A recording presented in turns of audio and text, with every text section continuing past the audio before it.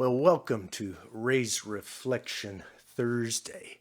Today I want to talk about study Bibles, and we kind of make a bit of a detour because we've answered almost all of our questions about Psalm 1 except its value.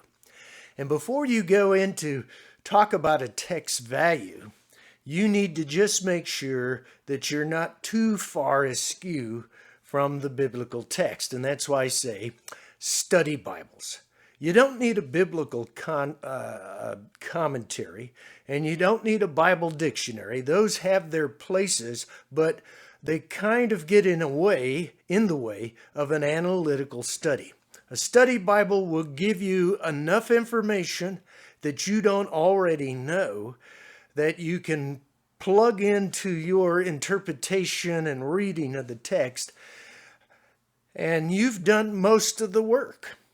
Now, I'm going to talk about 3 study Bibles. And I'm not going to talk about, do not buy a study Bible that talks about doctrine or archaeology, because those, while they have their place, they're going to prevent you from reading the text as it is written. That may surprise you, but we'll get into that as we go along. Let's go. A good study Bible has several articles providing contextual information that assists your reading of the Bible. Now, these articles aren't always the easiest to read, but if you'll periodically skim through them, then your mind has some of this information in your head. And of course, the articles contain much more material than what you're going to find in the text notes. The HarperCollins Study Bible is one of the best because it's produced by the Society of Biblical Literature. It's a scholarly convention or association of scholars, researchers, graduate students, biblical professors, and ministers, and very serious Bible students from all over the world. They update the study Bible every 5 to 8 years to keep up with the new information from archaeology and linguistics. And while it's not what I would call a diehard conservative point of view, if you kind of want to know what the scholarly world is saying about the biblical text, this is the one to have.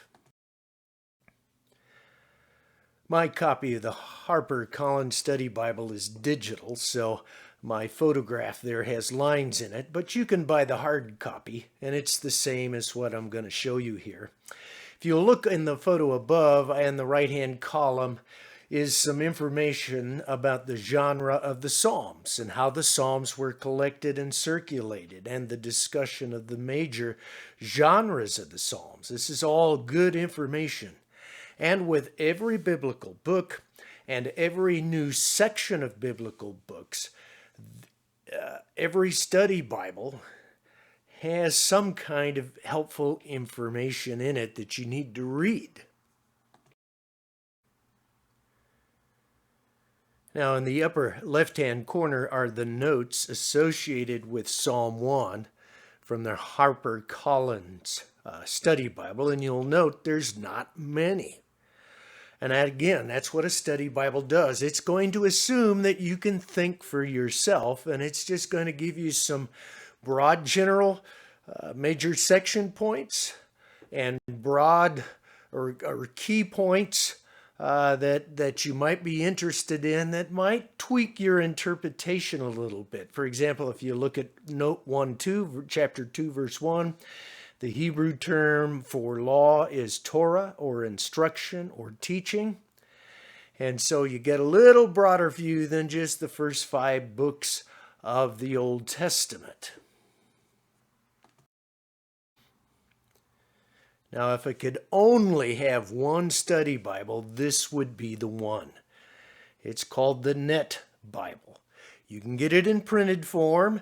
You can buy a digital copy of it, Or if you go to netbible.org/Bible, you can get into their translation and the study Bible for free.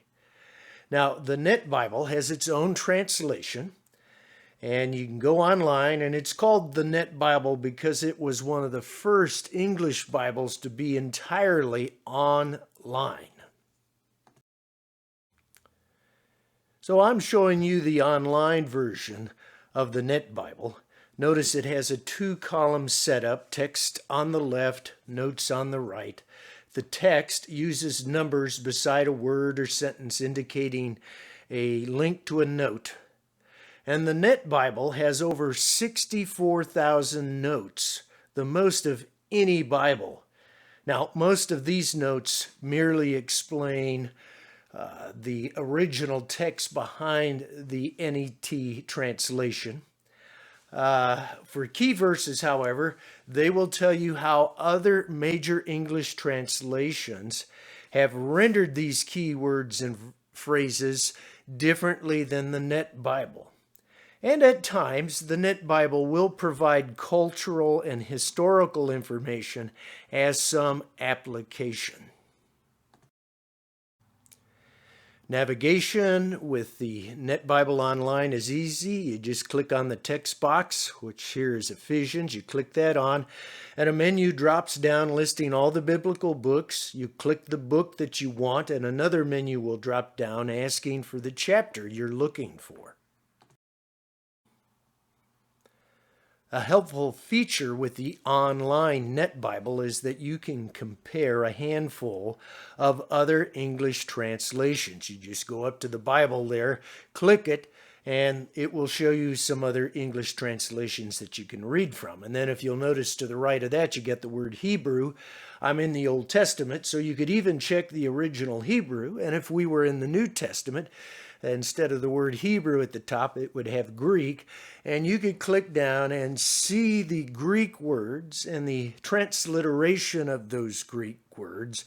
And it will give you a basic definition of each and every one of those words.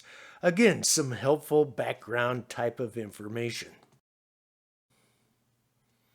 Another advantage that the Net Bible has, if you use it online, is, and you have to register, but it's free, you can create and store your own notes. What you're looking at on the picture here are my own notes using the analytical questions that you and I've been working through for Psalms 1. You can create them and store your own notes so that anytime I go back to Psalm 1, I can see the notes that I have made. And that's better than writing in the margins of a printed Bible. You'll also notice that there is a commentary there, Constable's notes, and he's a rather conservative commentator, but he'll provide his own notes, which are pretty thorough if you want to go ahead and check those out. But this, again, is the advantage of the Net Bible. Then there is the ESV Study Bible, the English Standard Version Study Bible. It's put together by conservative scholars aimed for an audience of ministers and serious churchgoers. And I prefer this study Bible to any of those associated with the NIV version. The ESV really gets into the nitty-gritty. Yeah, it's going to always summarize things in a rather traditional and conservative manner, but you're going to be able to really dig down in their articles and in the notes in the text. And here's a picture of Psalm 1 from the ESV Study Bible. You got the text on the upper half, the notes in the lower half. Notice it always has a chapter summary. It does this for almost every chapter, and some section notes as well as some of the nitty-gritty notes. Then if you look up at the far right-hand corner, it's really in small print, you have what we call cross-references. In the text itself, it's going to use numbers and letters to signal either a textual note or a cross-reference note. And a cross-reference note is when a word or a phrase or an idea that you have in the text you're looking at is used elsewhere in the Bible. So those are the main 3 study Bibles. I'd say get one of them. Make sure you have one of these. It doesn't matter. And that will help to keep you in check, provide you with key contextual information that keeps you from going too far on a tangent. Until next time, keep reading.